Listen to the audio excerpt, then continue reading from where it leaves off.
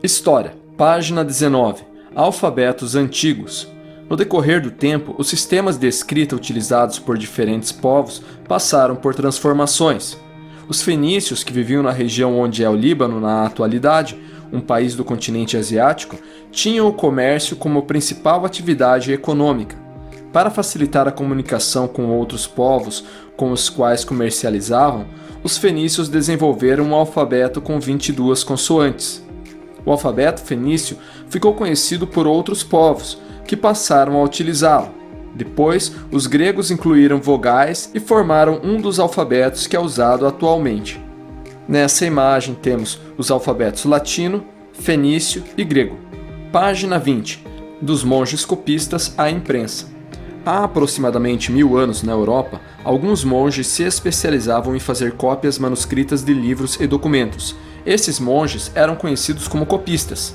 Esta imagem representa copistas trabalhando. Foi originalmente produzida em 1283 para um livro do rei Afonso X de Leão e Castela. Há aproximadamente 560 anos, o alemão Johannes Gutenberg inventou uma máquina que imprimia textos. Essa máquina recebeu o nome de prensa móvel. Desde sua criação, tornou-se mais fácil registrar e divulgar informações, além de produzir cópias de livros. Observe como funcionava. Na máquina, prendia-se o papel, a prensa era movimentada manualmente para baixo. Depois, as letras que formavam os textos a serem copiados eram cobertos com tinta e prensados no papel.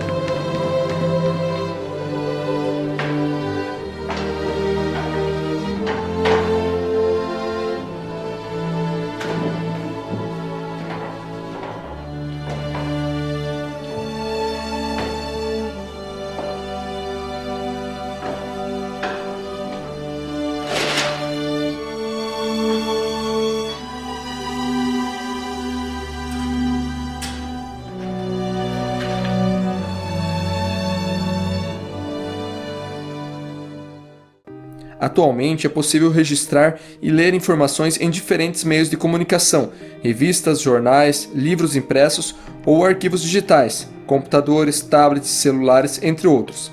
Nesta foto, crianças acessam a internet pelo computador na cidade de Santa Maria, Rio Grande do Sul. Página 21. Os documentos e a história. Para estudar o passado, os historiadores analisam documentos produzidos por pessoas que viveram em outras épocas e em distintos lugares. Por meio do estudo desses documentos, os historiadores podem escrever informações sobre o que aconteceu antigamente. Quando são usados para estudo do passado, esses documentos recebem o nome de fontes históricas. As fontes históricas podem ser divididas em escritas, orais, materiais ou visuais. Conheça melhor cada uma delas. Itens como livros, jornais e revistas podem ajudar os historiadores a estudar o passado. Esse tipo de documento é chamado de fonte escrita. Entrevistas, lendas e histórias divulgadas por meio da oralidade, programas de rádio e gravações de voz são consideradas fontes orais. Objetos são considerados fontes materiais, por exemplo, roupas, brinquedos, moedas, esculturas e construções. Por meio dessas fontes, os historiadores conseguem descobrir como era o modo de vida das pessoas nas sociedades estudadas.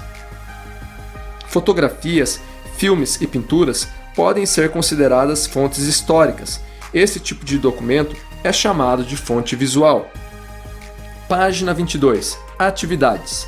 Na atualidade, os meios de comunicação, televisões, computadores, smartphones e rádios, por exemplo, facilitam o acesso a diversos tipos de informações.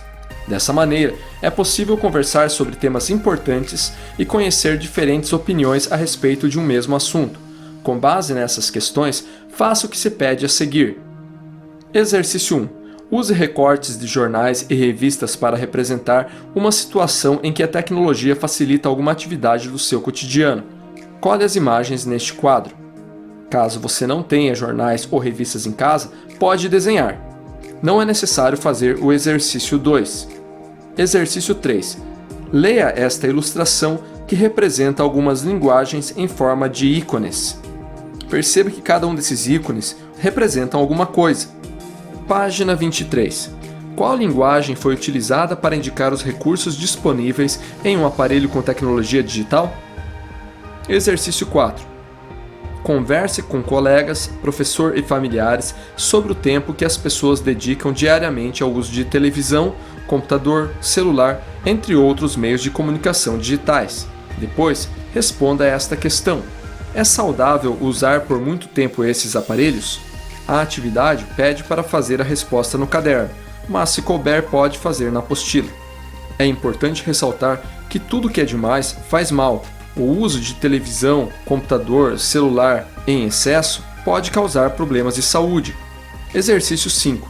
Agora crie um desenho que mostre como deve ser o bom uso das tecnologias digitais de modo que não prejudiquem a saúde das pessoas. Vocês podem elaborar desenhos que representem o uso de tecnologias digitais sem excessos e com qualidade. Por exemplo, os desenhos podem mostrar pessoas assistindo à televisão a uma distância apropriada, que não prejudique a visão, pessoas sentadas de maneira adequada, com boa postura, em frente a tablets ou computadores, pessoas utilizando dispositivos digitais por pouco tempo durante o dia, variando com outras atividades, como brincadeiras, passeios, estudos, etc. Nesse caso, vocês podem desenhar um relógio para indicar o tempo gasto com esses dispositivos.